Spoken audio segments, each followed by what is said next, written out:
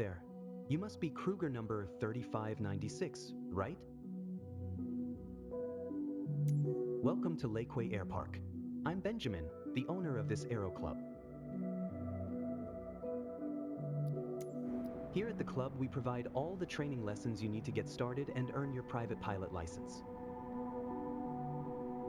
Then, once you've earned your PPL, you can build up your flight hours and get more experience by taking people out on first flights.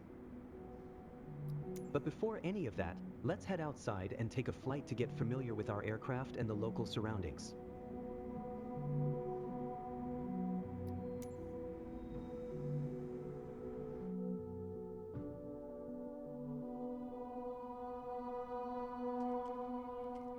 Welcome to the apron. This is where all our flying adventures begin.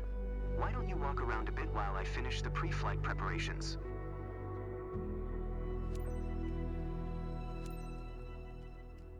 Today we will be flying in a Cessna 172 Skyhawk.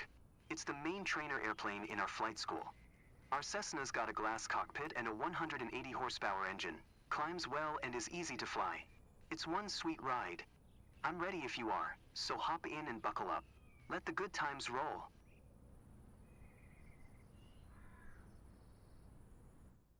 Welcome aboard.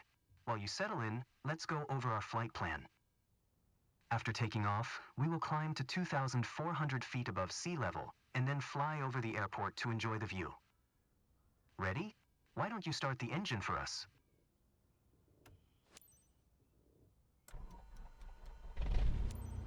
Perfect. The wind is from 270 degrees direction with a speed of 9 knots, so we'll be taking off from runway 34. Okay, let me taxi to the runway.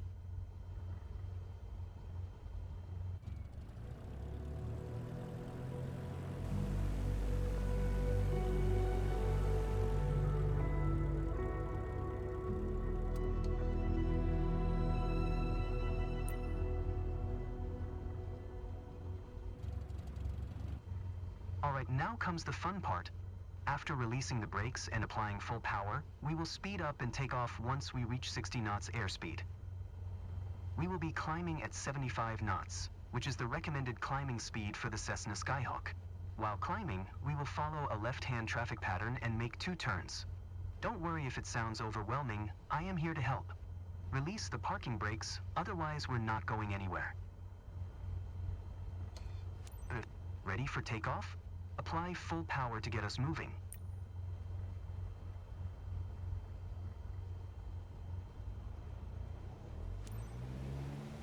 You handle the yoke, and I'll take care of the pedals, steering the aircraft on the runway during takeoff.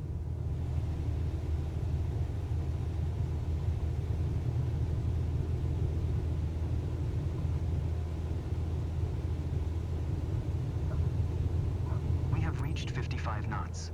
Pull the yoke a little bit to lift off.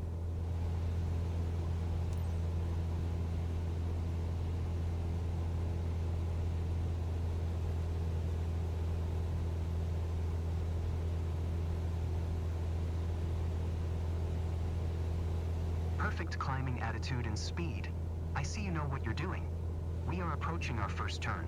As you'll see, the Cessna 172 requires very little yoke movement to turn. We are 300 feet above the ground. I will retract the flaps. You keep climbing. You can start turning left.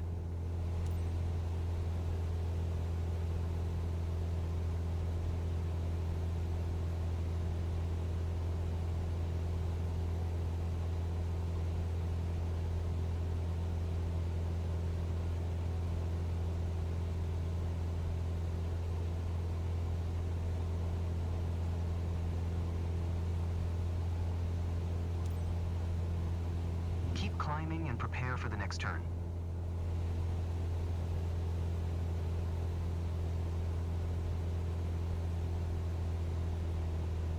Okay, turn left again. We are almost there. Remember, we need to climb to 2,400 feet. It will keep us 500 feet above the traffic pattern.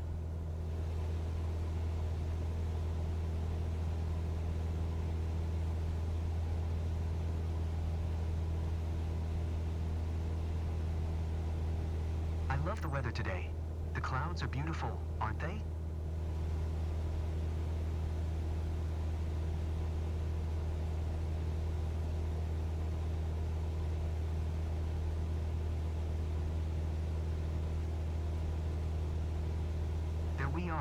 2,400 feet above sea level and 500 feet above the traffic pattern, we have safe separation with the other airplanes. Look around, see our airport? Let's fly over it.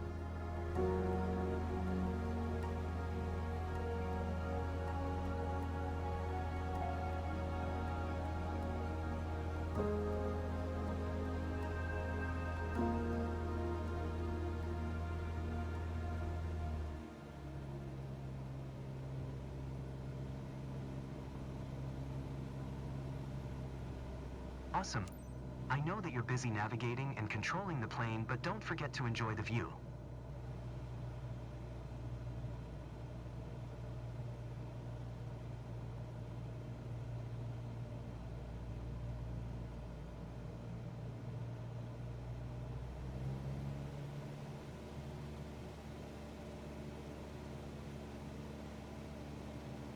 Well done. I believe you have a talent for piloting.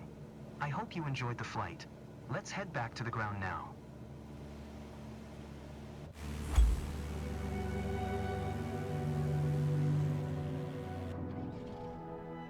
I'm glad that we flew together today. This might be the first chapter in your pilot's journey, if you want to embark on it. Let's catch up at our headquarters.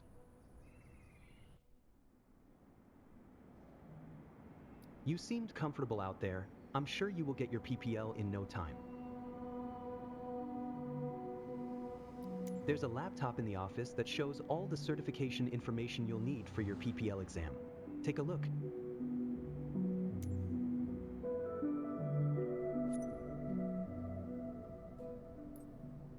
Here you can see all the different certifications you can pass throughout your career. Your first step is to work towards your private pilot license.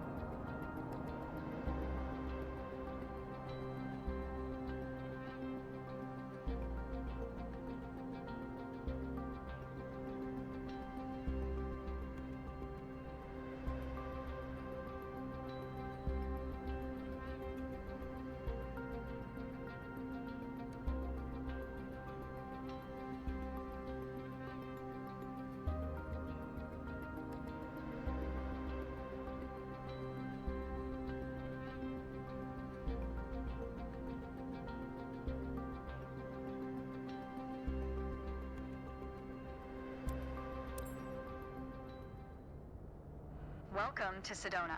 I'm Captain Jess Molina, and I'll be your instructor. For this lesson, we're going to start on the ground and focus on some basic concepts. Fundamentals every pilot needs to know before hitting the skies. This is your plane, a classic, the Cessna 172. Take a look around it.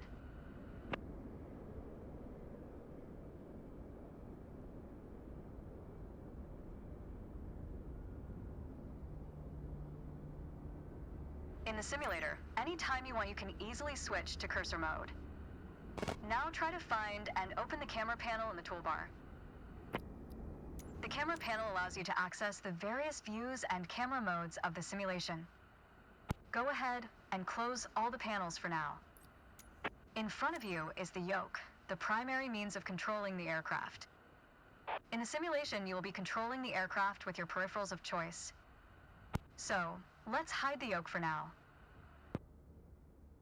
Alright, as we've seen, when you want to look around you, it's easy to rotate the camera. But you can also move it freely in the cockpit to get a better view of anything you want to see, even through a window to look outside.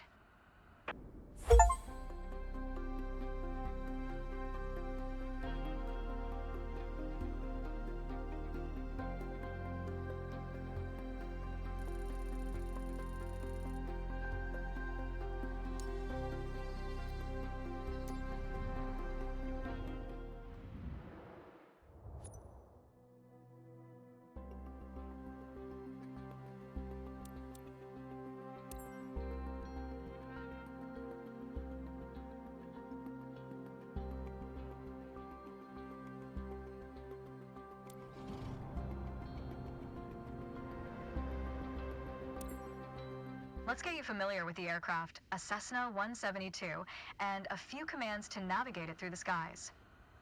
In front of you is the yoke. The yoke is like a steering wheel, more or less. Turn it left or right to control the ailerons and bank the aircraft into turns. Look at the trailing edge of the wings while turning the yoke to see the effect on the ailerons. Okay. Now, the difference between the yoke and a steering wheel is you can pull or push on the yoke. This controls the elevator at the back of the aircraft to make it climb or descend. Look at the horizontal stabilizer while you pull on the yoke. You can see how it affects the elevator. Nice. Down at your feet are the rudder pedals. They steer the aircraft when you're on the ground. The upper part of the pedals also control your brakes. In the air, they control the rudder at the end of the vertical stabilizer to yaw the aircraft. This is mostly for small corrections, for coordinating turns or compensating for a plane's tendency to pull left during takeoffs and climbs. Look at the vertical tail while operating the pedals to see the effect on the rudder. Great. Last but not least, the throttle is located near the center of the cockpit. Pushing forward will increase power, pulling back will decrease power. First, look at the throttle and select it.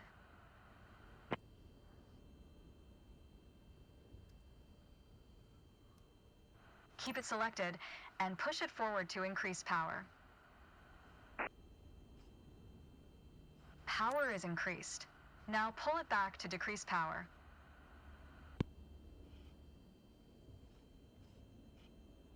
Power is decreased. Now we'll do the same without focusing on it. Deselect the throttle. Look away from the throttle and increase power. Set your throttle to idle. Excellent. When the engine is on, you'll be able to see the power change on your RPM indicator. You will find it on your PFD screen in the top left corner.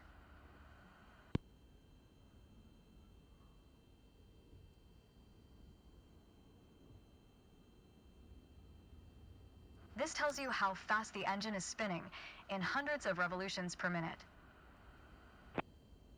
Next, take a look at your current speed on the airspeed indicator. It's on the left on your PFD screen. It measures the speed in knots. To check your altitude, look to the altimeter. It's on the right on your PFD screen.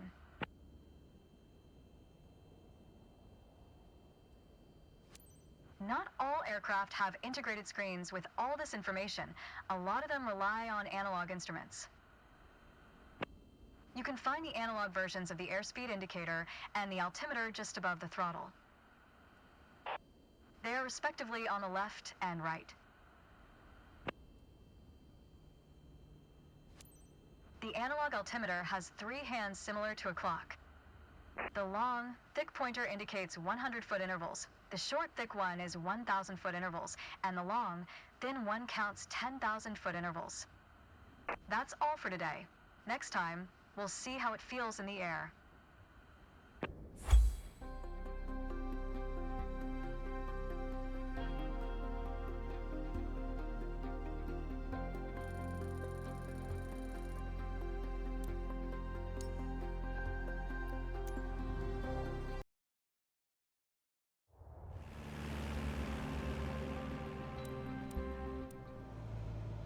To help demonstrate pitch, I've drawn 3 lines on the windshield. Notice how the middle line matches the horizon while we're flying level? This is the cruise attitude. The lower dotted line is the climb attitude, and the upper one is the descent attitude. Let's dig deeper into what that means.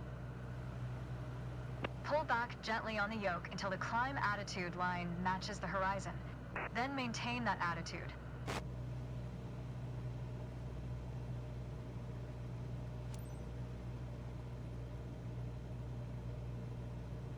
According to your altimeter, we're gaining altitude.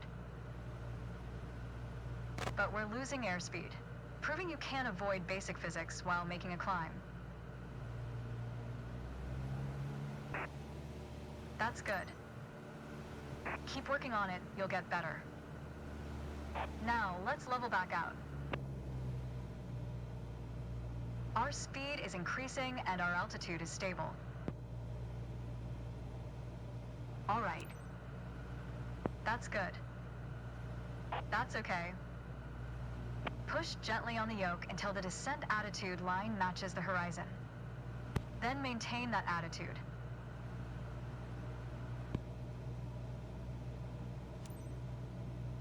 As expected, with a nose-down attitude, our altitude is decreasing while our speed is picking up. Great. That's good. Keep working on it, you'll get better. Okay, bring us back to level flight. Now your speed is decreasing and your altitude is stable. Nice. That's good. That's okay. Try to make only small adjustments to your pitch to avoid overcorrection.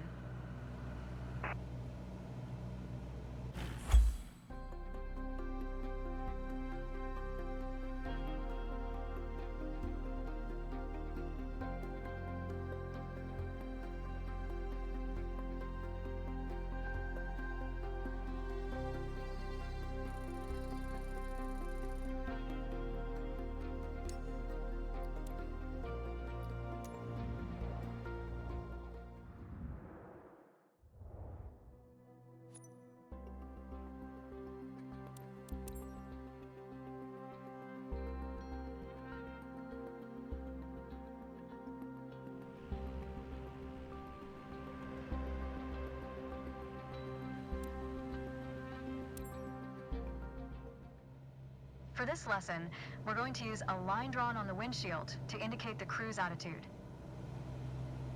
I've also added another dotted line to help you bank properly for left turns. Gently move the yoke to the left until the dotted line matches up with the horizon. Then maintain that bank.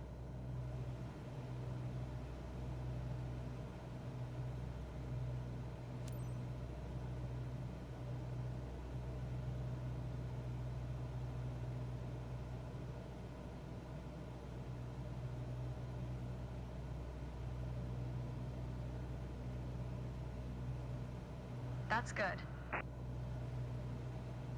Watch your altitude. It wasn't constant during the turn. Now, let's see you level back out.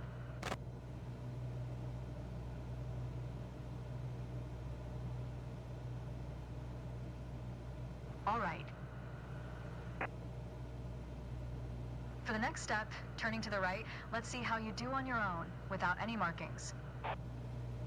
You can see a series of notches representing 10-degree increments on the attitude indicator part of your PFD. As a general rule, you always want to keep your turns under 30 degrees. Start banking right until you're lined up with the second notch to the right on the attitude indicator. Then, maintain that 20-degree bank while remaining at the same altitude until I ask you to stop.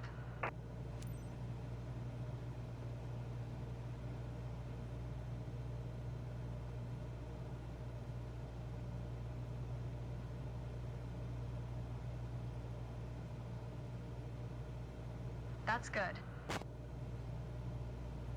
Keep working to maintain a constant altitude during the turn. Level us back out now.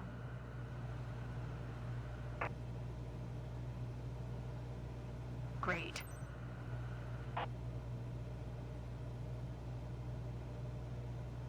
Small corrections on the yoke will lead to more accurate turns.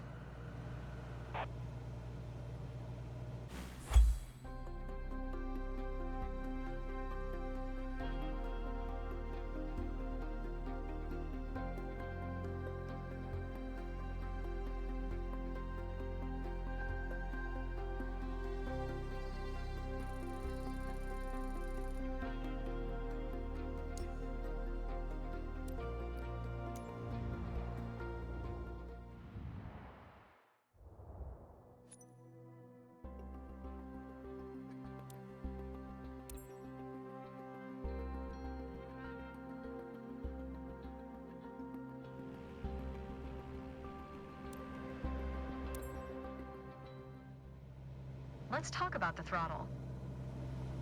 If you have the need for speed, then the throttle's for you.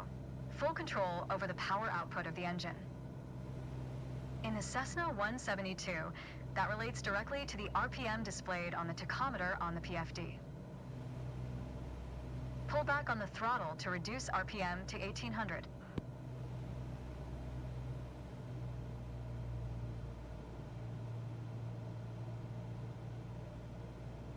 Look how your speed and altitude are also decreasing.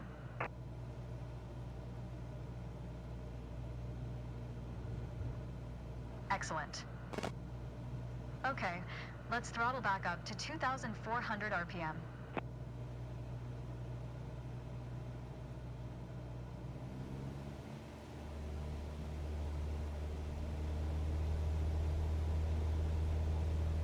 Your speed is increasing now. As long as you maintain the same attitude, your altitude will keep climbing as well.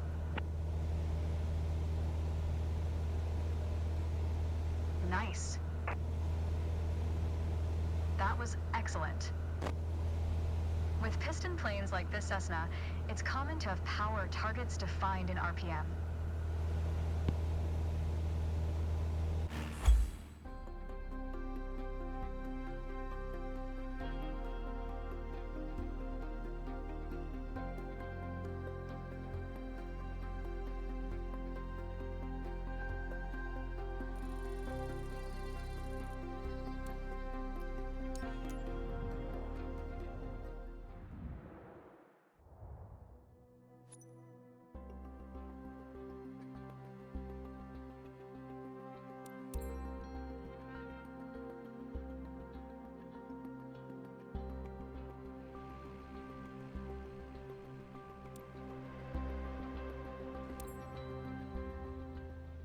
The art of maneuvering a plane through the air isn't a mystery to you anymore. Now it's time to test the skills you've learned. As you can see, we're cruising at 6,000 feet on a north heading of 360 degrees. Start by descending to 5,500 feet while maintaining a northerly heading.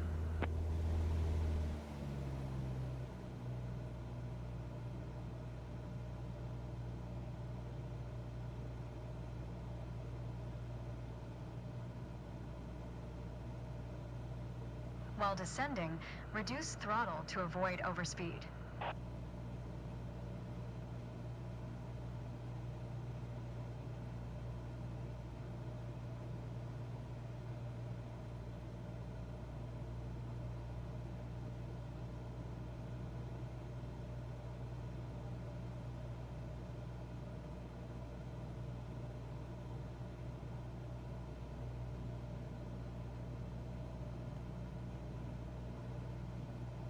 While descending, reduce throttle to avoid overspeed. Right. Now climb to 6,000 feet and turn to a south heading. On the Cessna 172, you need full power to climb effectively.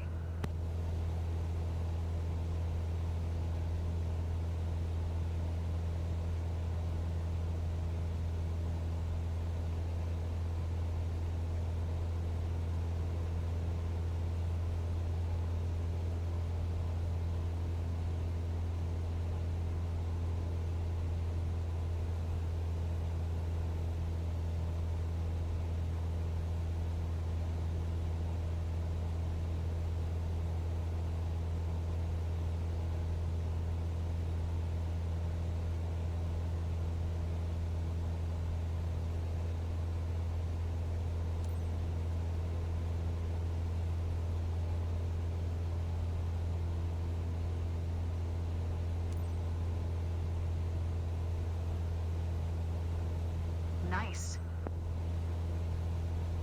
All right, next exercise. Maintain your heading of 180 degrees, stay at 6,000 feet, and adjust your airspeed to 80 knots.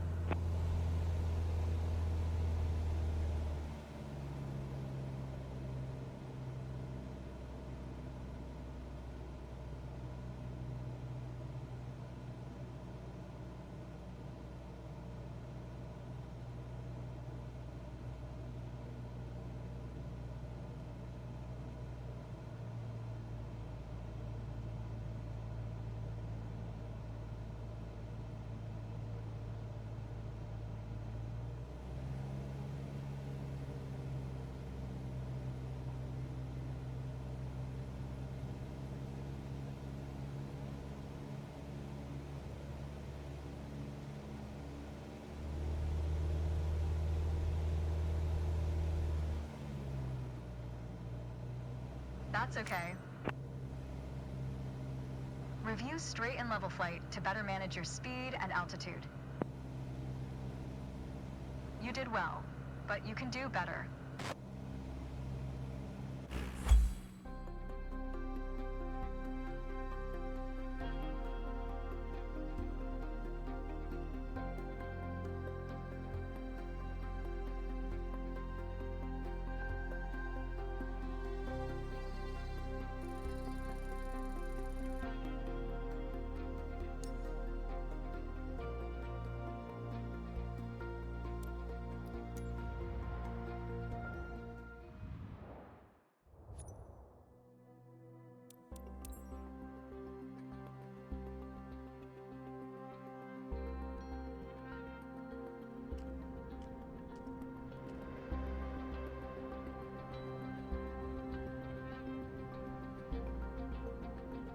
Hello.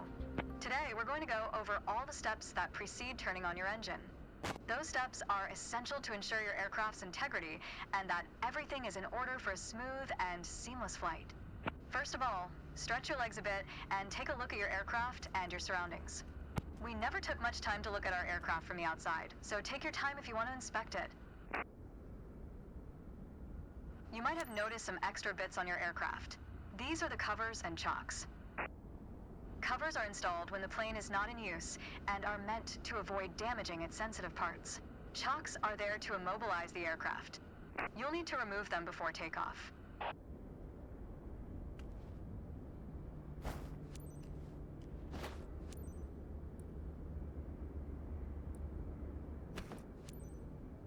And we're done for the outside. Now that we're sure your aircraft is functional and ready to taxi, let's check the inside. Let's get to the matter at hand. You've been given an EFB, also referred to as an electronic flight bag. It's a tablet that stores critical flight information and is the ideal tool to prepare your flight plans and enhance your piloting experience. Open it and take a look. Feel free to follow a quick guided tour of its features. The EFB features an interactive map, a flight plan editor, aircraft and current flight information, a nav log as well as fuel and payload options. The EFB has plenty to offer, but if you want to get directly into the action, you can turn it off after you finish the quick tour.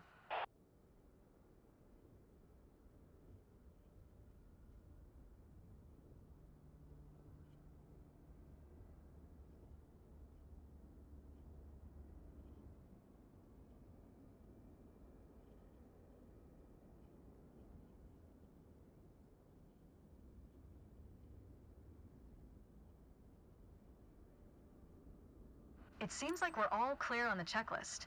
Now start this pretty bird up.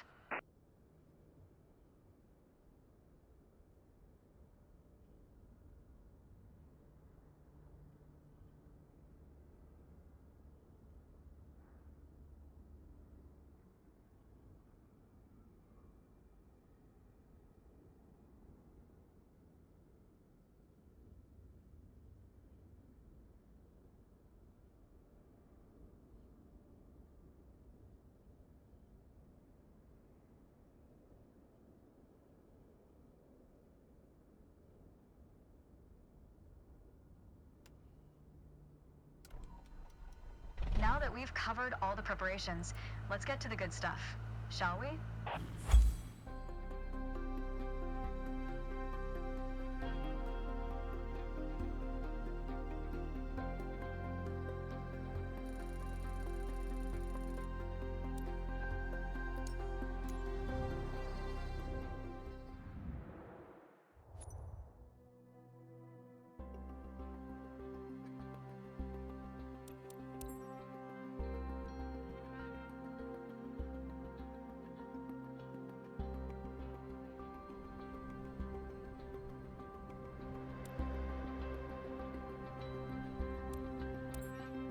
Let's take a moment to talk about taxiing. Taxiing refers to moving the aircraft on the ground under its own power. In particular, getting from the ramp out to the hold short point on the edge of the runway. Steering on the ground is managed through the rudder pedals. That's right, unlike driving a car, we turn by using our feet. Okay, ready? With the throttle idle, release your parking brake. Okay. Now gently increase throttle to get the aircraft moving.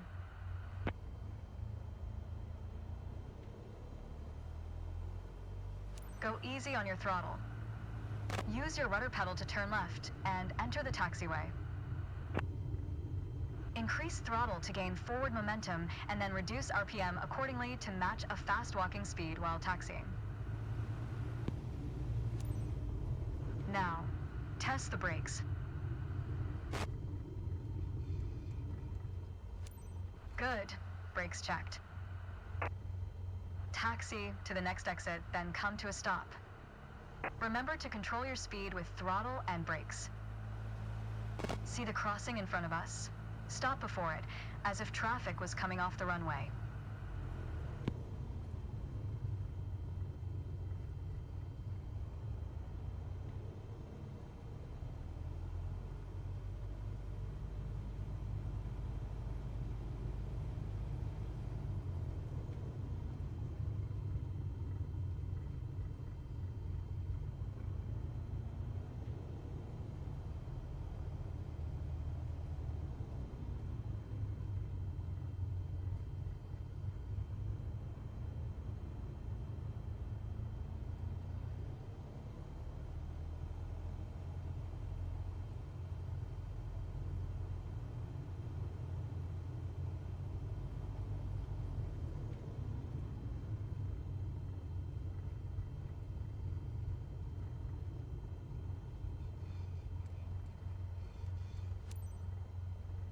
All right, taxi to holding point Alpha 1 next.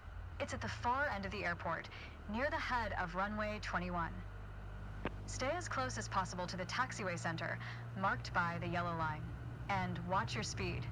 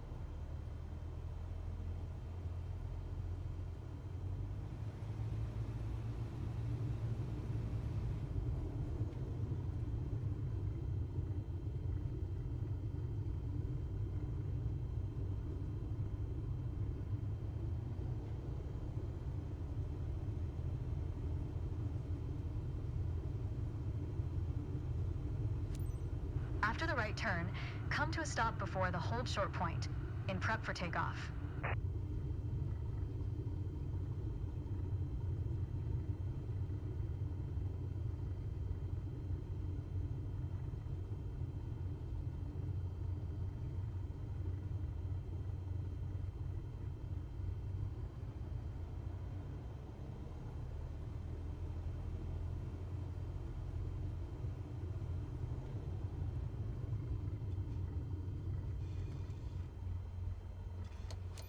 You've mastered that lesson. The next challenge will be to keep the aircraft under control while at full throttle for takeoff.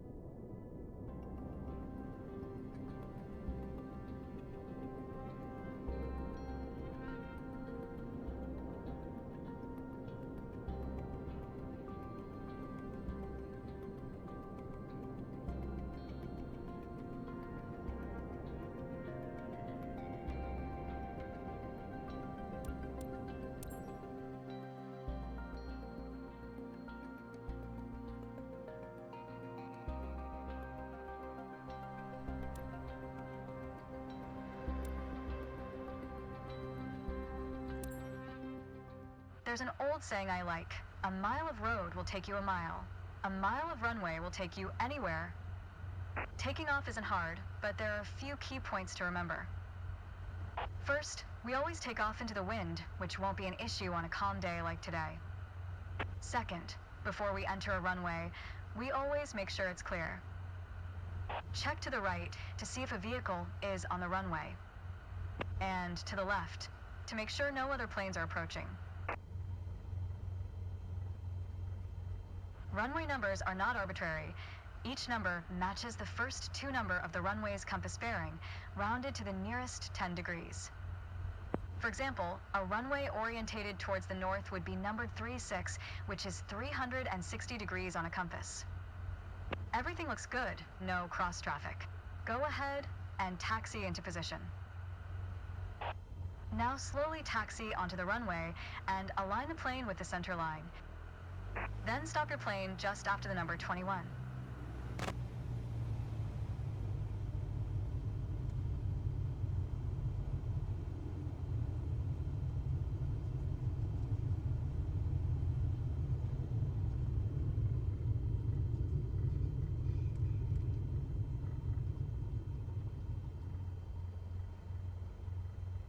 Excellent.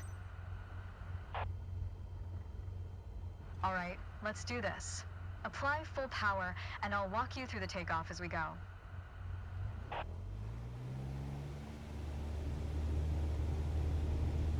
Use your rudder to stay on the center line, and keep pushing power until you reach 55 knots.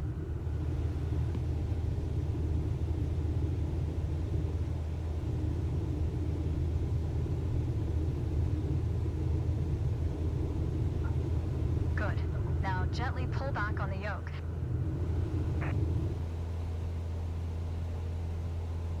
And we're airborne.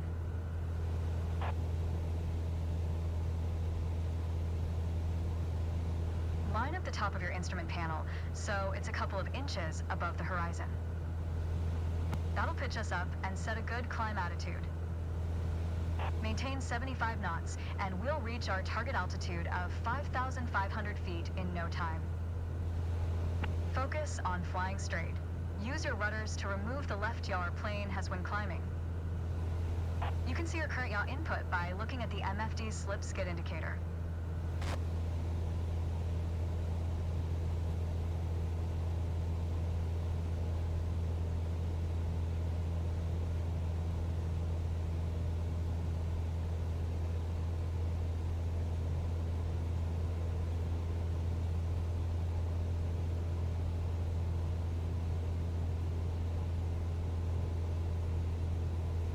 Maintain 75 knots and climb to 5,500 feet.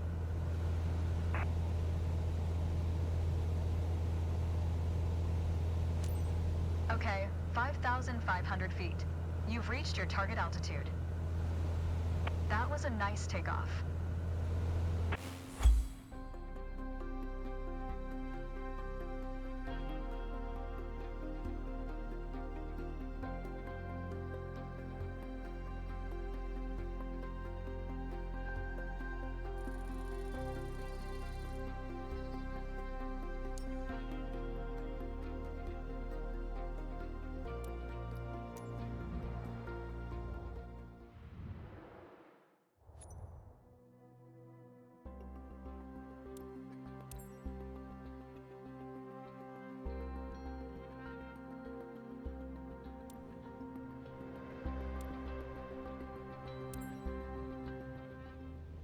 For this landing exercise, I want you to focus on the yoke only.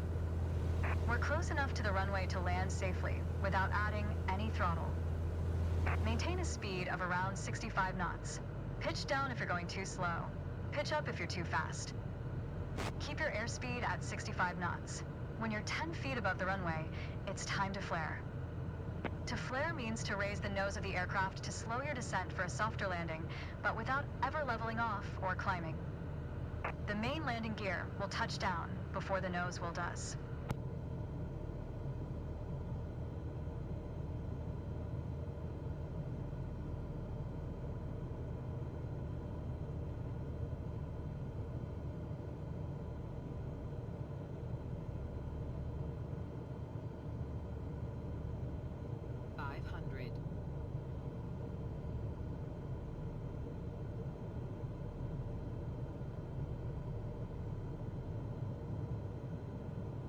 We're coming up on flare height. Resist the temptation to pull back. Now, focus on the end of the runway and pull back slightly on the yoke to aim the nose just above it. Nice. Now, apply the brakes progressively to slow us down and bring the plane to a stop. Use rudder pedals to stay on the center line.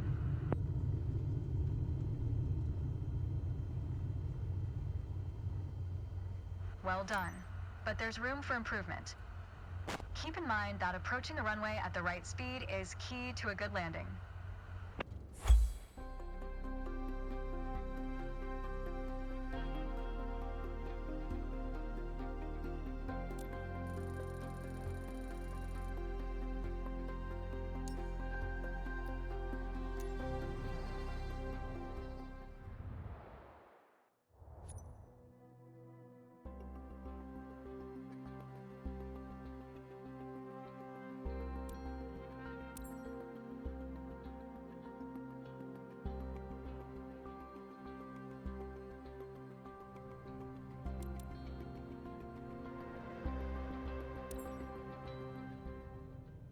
In the first part of this landing exercise, I want you to stay on the glide path by using the throttle.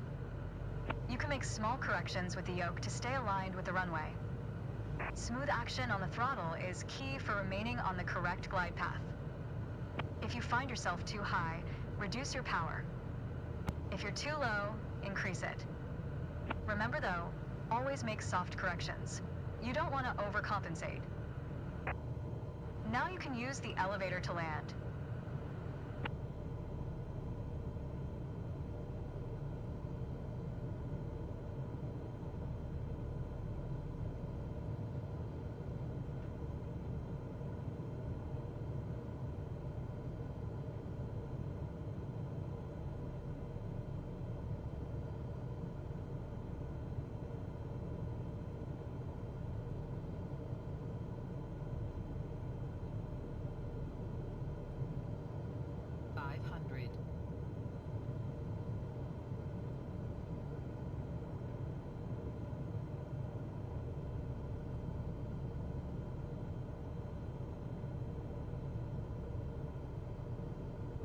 Reduce throttle to idle. Now, focus on the end of the runway and pull back slightly on the yoke to aim the nose just above it. Nice. Now, apply the brakes to slow us down and bring the plane to a stop.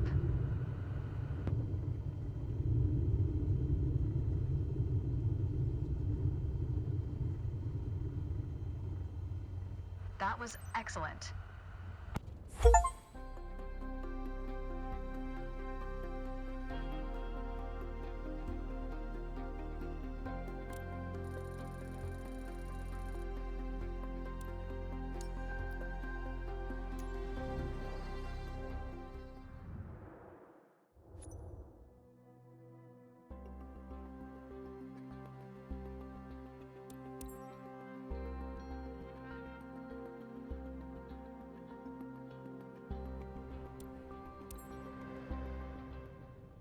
My first instructor used to say, the best part of flying is landing in one piece.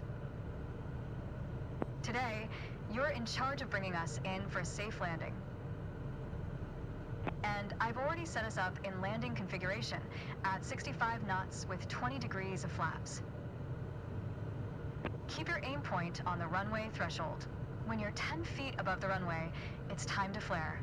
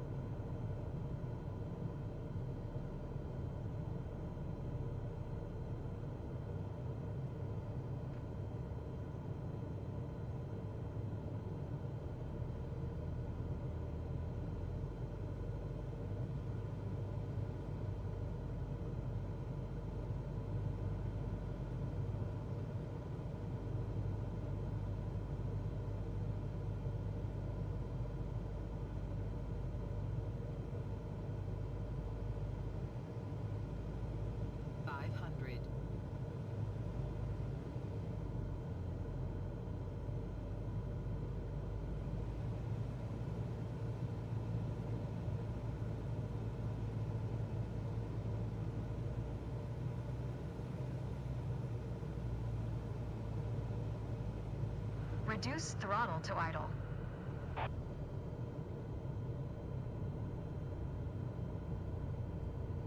Now, focus on the end of the runway and pull back slightly on the yoke to aim the nose just above it. Nice. Now, apply the brakes progressively to slow us down and bring the plane to a stop. Use rudder pedals to stay on the center line. You did well, but you can do better. Keep in mind that approaching the runway at the right speed is key to a good landing.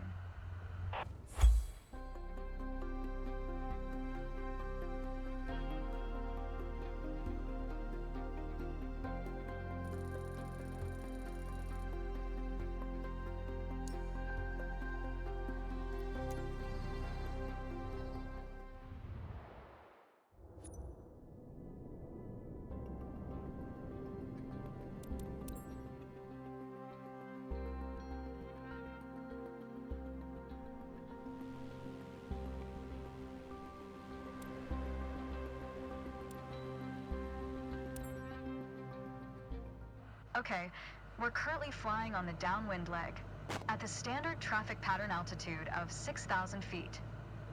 It's a flight path parallel to the landing runway, but in the opposite direction. In downwind, you want to start preparing for landing. That means setting your speed and flaps configuration. We are passing the end of the runway, so go ahead and reduce RPM to 1700.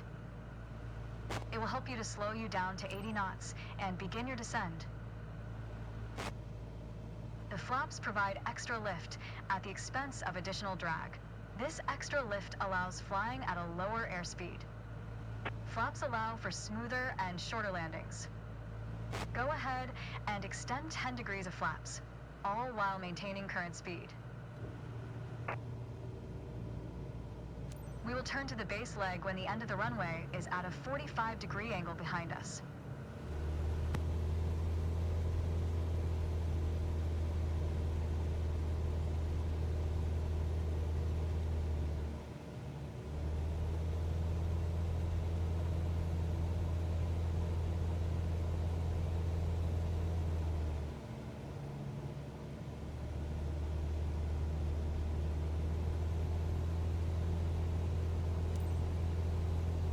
Turn left onto the base leg.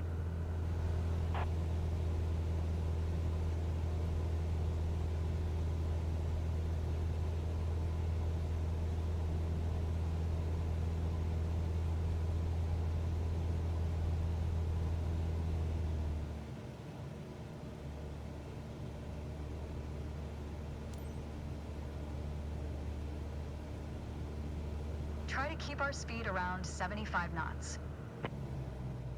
Keep an eye on the runway as we get ready for our final turn. Turn left onto final.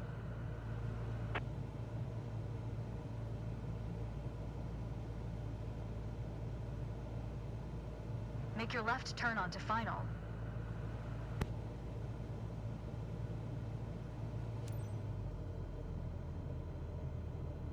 Keep a stabilized approach with 65 knots airspeed and prepare for landing.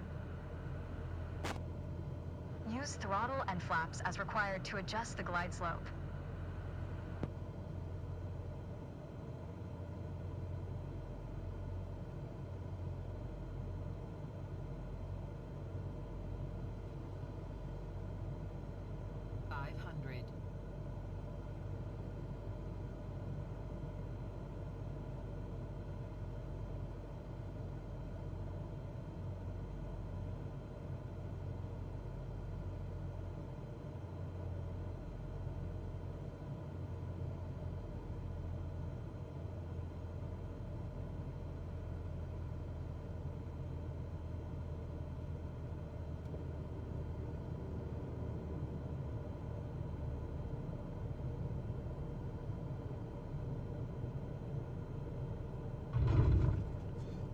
Apply the brakes and stop the plane.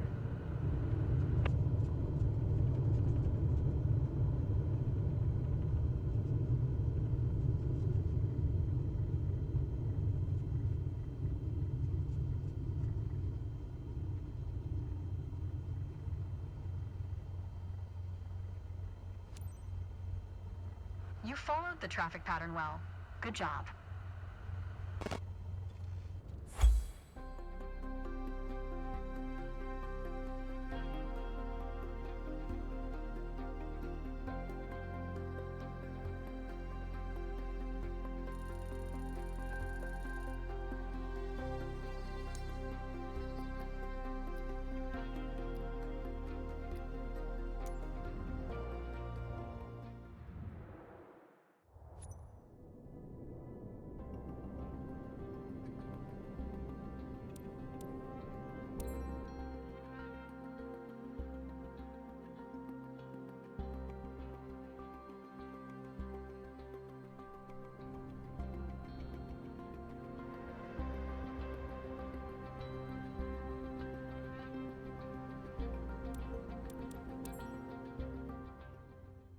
It's time.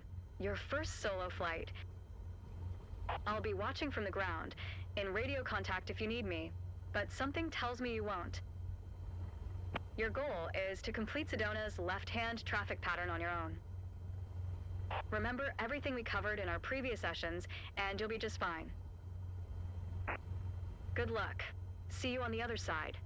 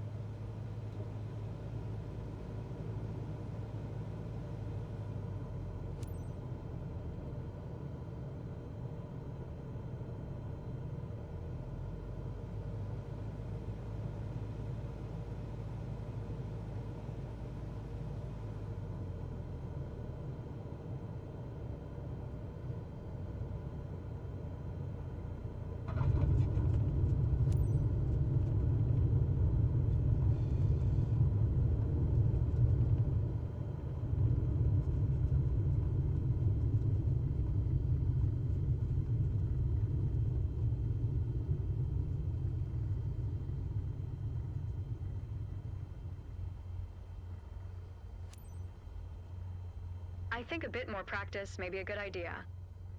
You're on your way to becoming one hell of a pilot.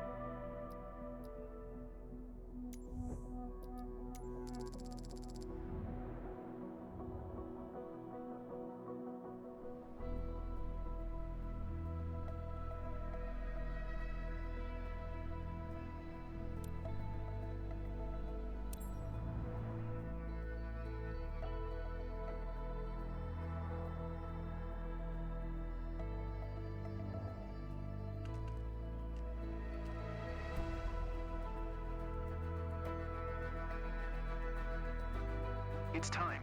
Your first ever check ride. Start by removing the covers and chocks, then join me inside.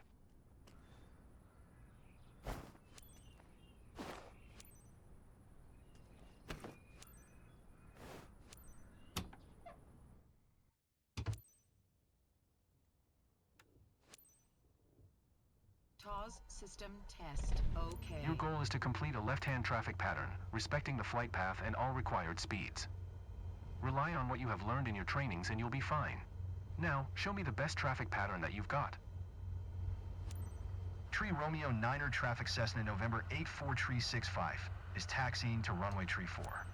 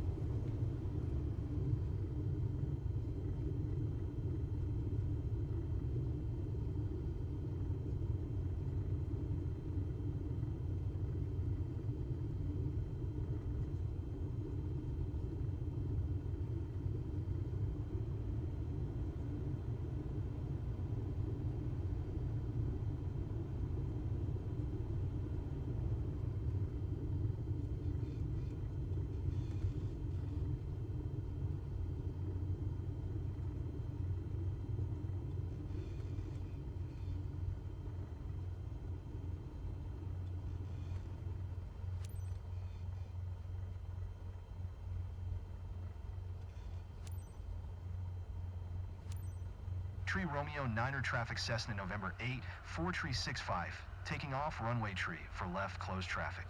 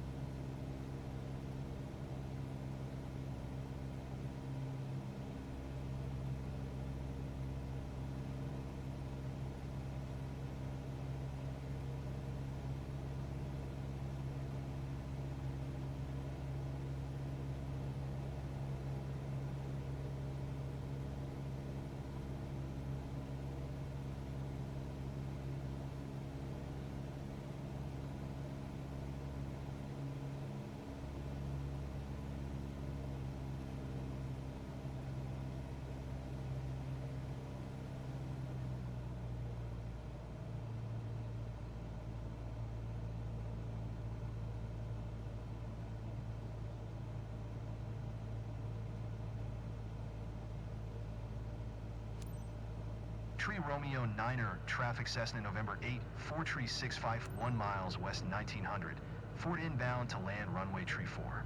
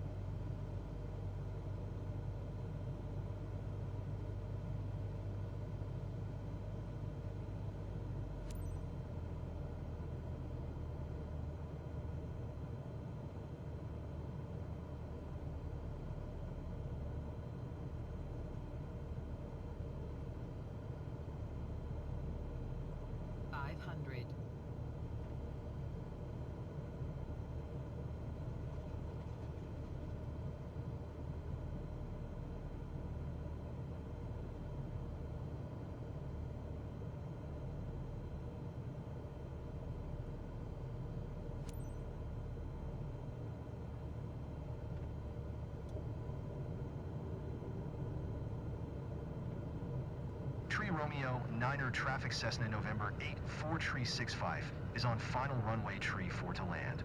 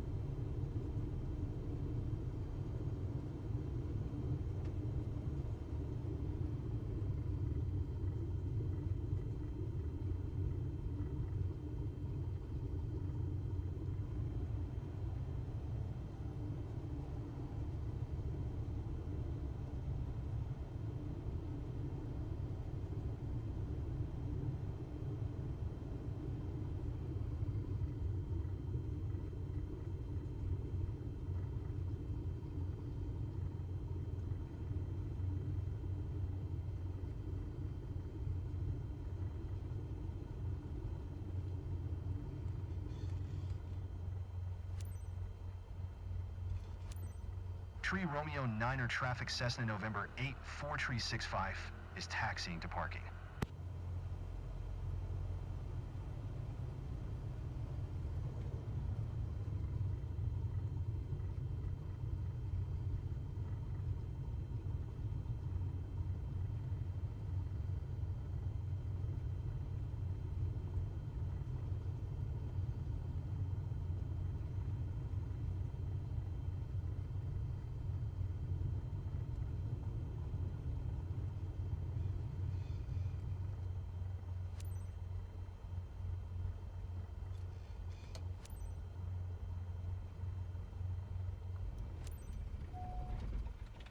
Congratulations.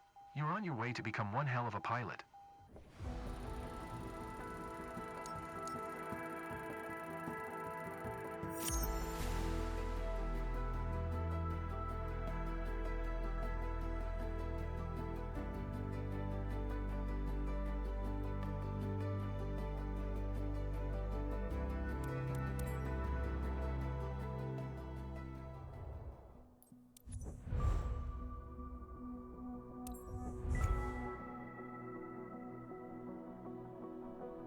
Congratulations on passing your PPL exam. Hopefully that's the first of many steps on your career path. Your PPL allows you to fly recreationally and begin to build up your flight hours. First flight missions are a great way to increase your experience. Let's go back to headquarters and review the specializations board to learn more. As you can see, the career journey of a pilot can take many different paths. As I said earlier, your PPL is the first step, allowing you to fly recreationally and perform first flight missions, taking people on tours around the local area. As you build up your flight hours and earn more certifications, other specializations will become available. Take a look around, then when you're ready, head to the missions list to see what's available.